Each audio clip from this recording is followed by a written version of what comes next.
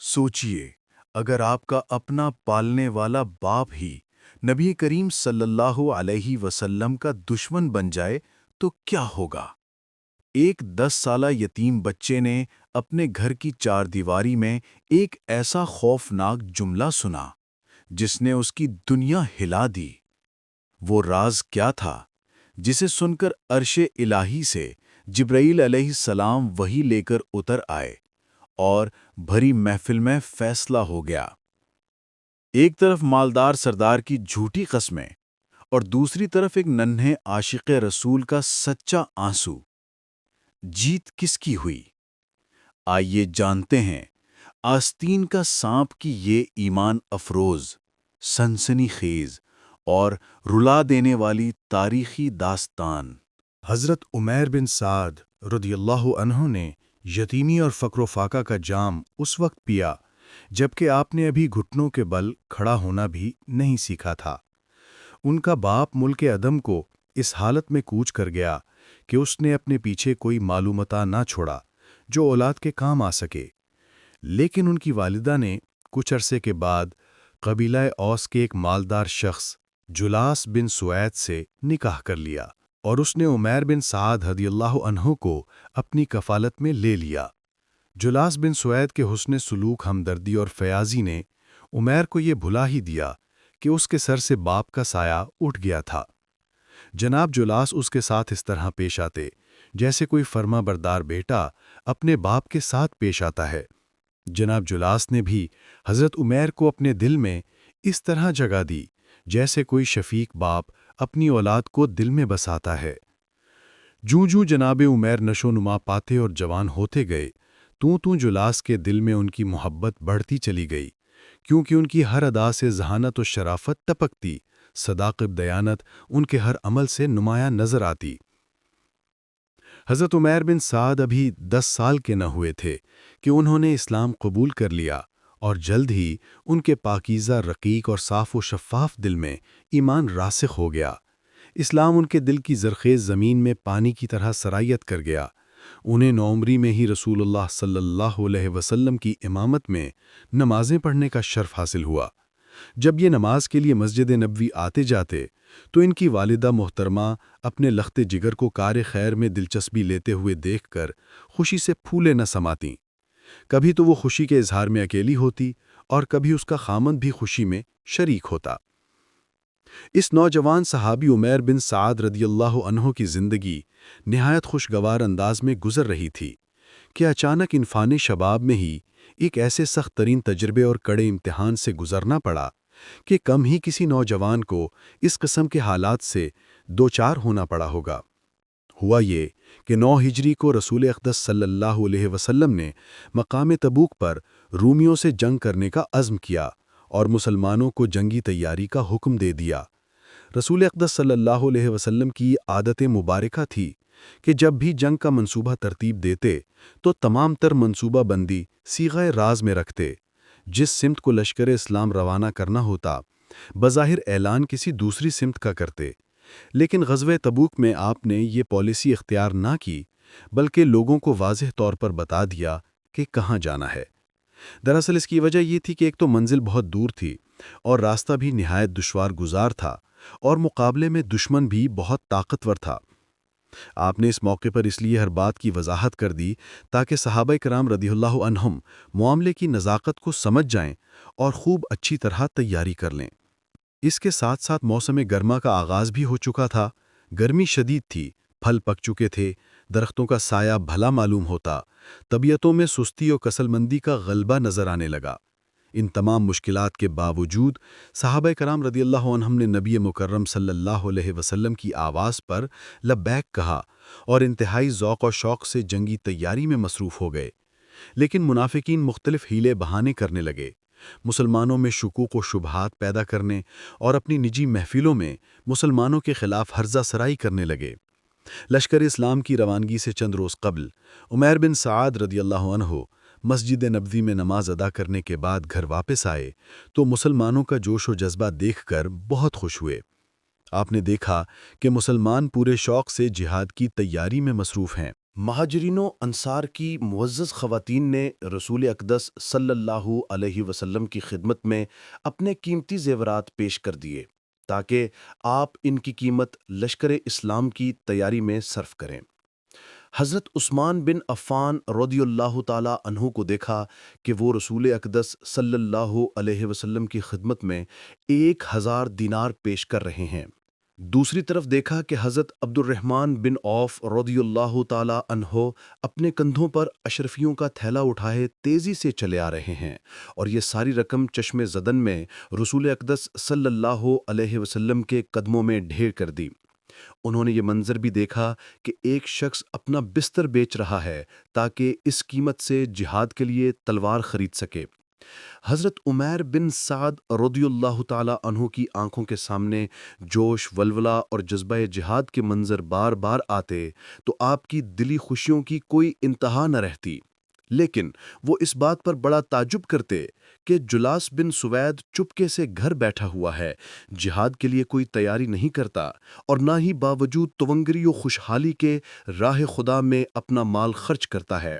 حضرت عمیر بن سعد رضی اللہ تعالی عنہ نے ارادہ کیا کہ جلاس بن سوید کی ہمت بندھائے اور اس کے دل میں حمیت، احساس اور جذبہ جہاد پیدا کرے، تو اس نے وہ تمام مشاہدات بیان کرنے شروع کر دیے جن کا چشم خود نظارہ کیا تھا، اور خاص طور پر ان اہل ایمان اور قدسی صفات صحابہ رضی اللہ عنہم کی کیفیت بیان کی جنہوں نے جہاد کے لیے لشکر اسلام میں شمولیت کی درخواست دی، لیکن رسول اقدس صلی اللہ علیہ وسلم نے اس بنا پر درخواست مسترد کر دی کہ ان کے پاس سواری نہیں اور منزل بہت دور ہے، تو وہ اپنی ناکامی اور بے بسی پر زار و قطار رو رہے تھے اور غم سے اس قدر نڈھال تھے کہ ان کی حالت دیکھی نہ جاتی۔ لیکن جلاس پر ان کی گفتگو کا کوئی اثر ہی نہیں ہو رہا تھا، بلکہ اس نے ساری رودات سننے کے بعد ایک ایسی جلی کٹی بات کہی کہ جسے سن کر نوجوان صحابی عمیر بن سعد رضی اللہ تعالی عنہ حیران و ششدر رہ گئے۔ جلاس نے کہا کہ محمد صلی اللہ علیہ وسلم دعوی نبوت میں سچے ہیں، تو پھر ہم تو گدھوں سے بھی زیادہ بدتر ہیں، نعوذ باللہ من ذالک۔ حضرت عمیر رضی اللہ عنہ جلاس بن سوید کے منہ سے یہ بات سن کر انگشت بدندہ رہ گئے۔ ان کے وہم و گمان میں بھی نہیں تھا کہ جلاس جیسے ذہین و فطین و دانشمند شخص کے منہ سے اس قسم کی بری بات بھی نکل سکتی ہے جو کہنے والے کو فوری طور پر دائرہ اسلام سے خارج کر دے اور کفر کی حدود میں بلا روک ٹوک داخل کر دے۔ یہ بات سنتے ہی عمیر بن سعد رضی اللہ عنہ اس سوچ میں پڑ گئے کہ اب مجھے کیا کرنا چاہیے۔ وہ سوچ بچار کے بعد بالآخر اس نتیجے پر پہنچے کہ اگر جلاس کی اس دل آزار بات سے پہلو تہی اختیار کی گئی اور اس پر پردہ ڈالا گیا تو یہ صریحاً اللہ تعالیٰ اور رسول اقدس صلی اللہ علیہ وسلم کے ساتھ خیانت ہوگی، اور اس خاموشی اور پردہ داری سے اسلام کو ناقابل تلافی نقصان پہنچے گا، اور اس طرز عمل سے ان منافقوں کو تقویت ملے گی جو در پردہ اسلام کو مٹانے کے لیے آپس میں مشورے کرتے رہتے ہیں، اور اگر اس راز کو افشا کر دیا جائے تو پھر اس شخص پہ گراں گزرے گا جسے میں والد کا درجہ دیتا ہوں، اور اس نے اپنے حسن سلوک اور فیاضی سے مجھے یتیمی کا احساس تک نہ ہونے دیا، اور اقتصادی تعاون سے مجھے مالدار بنا دیا اور مجھے باپ کی وفات کا غم بھلا دیا۔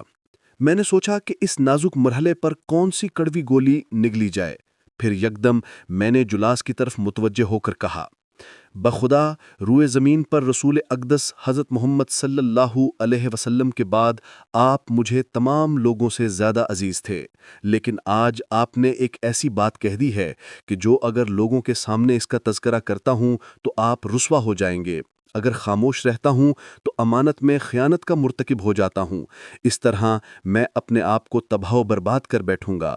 میں تو یہ بات رسول اقدس صلی اللہ علیہ وسلم کو بتانے جا رہا ہوں، اب آپ اپنا انجام سوچ لیں۔ یہ کہہ کر حضرت عمیر بن سعد رضی اللہ عنہ مسجد نبوی کی طرف چل دیے، اور جو کچھ جلاس بن سوید کی زبانی سنا تھا منوعاً رسول اقدس صلی اللہ علیہ وآلہ وسلم کو بتا دیا۔ یہ بات سن کر رسول اکرم صلی اللہ علیہ وآلہ وسلم نے حضرت عمیر رضی اللہ عنہ کو اپنے پاس بٹھا لیا اور جلاس کو بلانے کے لیے ایک صحابی کو بھیجا۔ تھوڑی ہی دیر بعد جلاس آپ کی خدمت میں حاضر ہو گیا، سلام عرض کیا اور آپ کے سامنے دو زانو بیٹھ گیا۔ آپ نے دریافت کیا، کیا عمیر رضی اللہ عنہ کے سامنے تم نے یہ بات کی ہے کہ محمد صلی اللہ علیہ وآلہ وسلم دعوی نبوت میں سچے ہیں تو ہم پھر گدھوں سے بھی بدتر ہیں؟ اس نے کہا، یا رسول اللہ صلی اللہ علیہ وسلم، میں نے تو ایسی کوئی بات نہیں کی، یہ سراسر جھوٹ بولتا ہے۔ صحابہ کرام رضی اللہ عنہم جلاس اور عمیر رضی اللہ عنہ کو بغور دیکھنے لگے تاکہ ان کے چہروں کے تاثرات سے اندازہ لگا سکیں کہ ان میں سچا کون ہے اور جھوٹا کون ہے۔ حاضرین مجلس سرگوشیاں کرنے لگے۔ ایک منافق کہنے لگا، دیکھو یہ نوجوان سانپ کی مانند احسان فراموش نکلا کہ جس نے اسے دودھ پلایا اسے ہی ڈنک مارا۔ دوسرے ساتھی کہنے لگے، نہیں بلکہ یہ نوجوان تو نہایت ہی شریف الطبع ہے، اس کی تو نشو نما ہی اطاعت الہی کے ماحول میں ہوئی، اس کے چہرے کے تیور ہی بتاتے ہیں کہ یہ اپنی بات میں سچا ہے۔ رسول اقدس صلی اللہ علیہ وآلہ وسلم نے حضرت عمیر رضی اللہ عنہ کی طرف دیکھا کہ اس کا چہرہ غصے سے سرخ ہو چکا ہے اور آنکھوں سے ٹپ ٹپ آنسو جاری ہیں، اور بے خودی کے عالم میں بارگاہ الہی میں یہ دعا کرتا ہے، الہی میری بات اپنے نبی علیہ السلام پر واضح فرما دے، الہی میری بات اپنے نبی علیہ السلام پر واضح فرما دے۔ یہ منظر دیکھ کر جلاس غصے سے آگ بگولا ہو کر کہنے لگا، حضور میں بالکل سچا ہوں، میں حلف دینے کے لیے تیار ہوں۔ میں اللہ تعالیٰ کی قسم کھا کر یہ کہتا ہوں کہ عمیر رضی اللہ عنہ نے میرے متعلق جو کچھ آپ کو کہا وہ بالکل جھوٹ ہے۔ بخدا میں نے کوئی ایسی گستاخانہ بات نہیں کی۔ ابھی اس نے اپنا حلفیہ بیان ختم نہیں کیا تھا کہ لوگوں کی نگاہیں عمیر بن سعد رضی اللہ عنہ کی طرف منتقل ہو گئیں۔ اتنے میں رسول اقدس پر غنودگی طاری ہو گئی۔ صحابہ کرام رضی اللہ عنہم پہچان گئے کہ اب وحی نازل ہوگی۔ ہر ایک اپنی اپنی جگہ سم گیا اور سب کی نگاہیں رسول اقدس کے چہرہ انور پر جم گئیں۔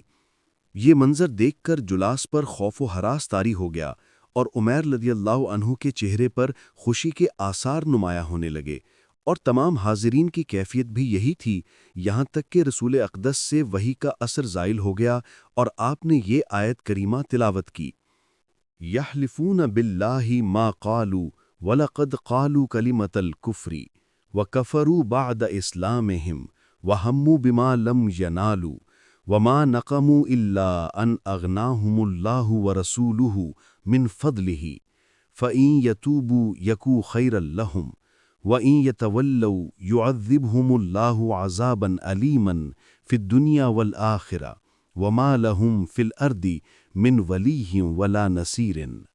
یہ لوگ اللہ کی قسم کھا کھا کر کہتے ہیں کہ ہم نے وہ بات نہیں کہی، حالانکہ انہوں نے ضرور وہ کافرانہ بات کہی ہے۔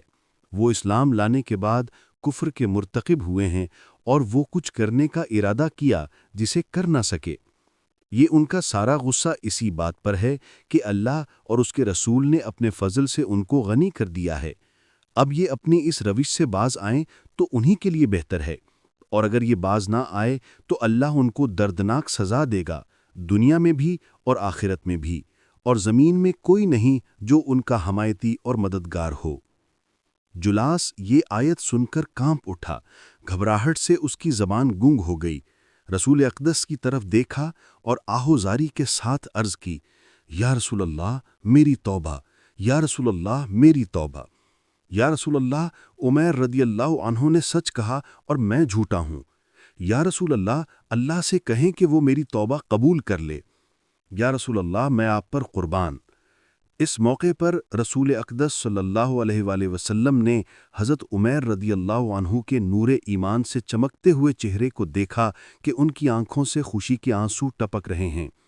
رسول اقدس نے نہایت شفقت سے اپنا دست مبارک عمیر رضی اللہ عنہ کے کان پر رکھا اور فرمایا، میرے عزیز، آپ کے اس کان نے بالکل صحیح سنا، اور اللہ تعالیٰ نے اس کی تصدیق کر دی۔ اس حادثے کے بعد جلاس بن سوید صدقے دل سے توبہ کر کے دائرہ اسلام میں دوبارہ داخل ہوئے اور پھر پوری زندگی صحیح اسلامی کردار پیش کیا۔ اس واقعے کے بعد جب بھی جلاس بن سوید کے سامنے عمیر بن سعد رضی اللہ عنہ کا نام لیا جاتا تو فوراً یہ کہتے، اللہ تعالیٰ اسے جزائے خیر عطا فرمائے، اس نے مجھے کفر سے بچا لیا اور جہنم سے میری گردن آزاد کر دی۔ تو دوستو یہ تھا سچائی کا وہ مقام جہاں ایک ننھے صحابی کی گواہی پر رب کائنات نے مہر تصدیق ثبت فرما دی۔ معلوم ہوا کہ منافق چاہے جتنی بھی چالیں چل لے، اللہ اپنے نبی صلی اللہ علیہ وسلم کا دفاع خود کرتا ہے اور سچ ہمیشہ جیتتا ہے۔ حیرت کی بات یہ ہے کہ توبہ کا دروازہ پھر بھی کھلا رہا اور اللہ نے اس آستین کے سانپ کو بھی معافی کا موقع دیا۔ اگر آپ کو اس امام افروز واقعے نے متاثر کیا ہے تو ویڈیو کو لائک کریں اور کمنٹ میں سبحان اللہ ضرور لکھیں۔ مزید ایسی سچی اسلامی کہانیوں اور تاریخی رازوں کے لیے ہمارا چینل سبسکرائب کریں۔ ملتے ہیں اگلی ویڈیو میں۔ اللہ حافظ۔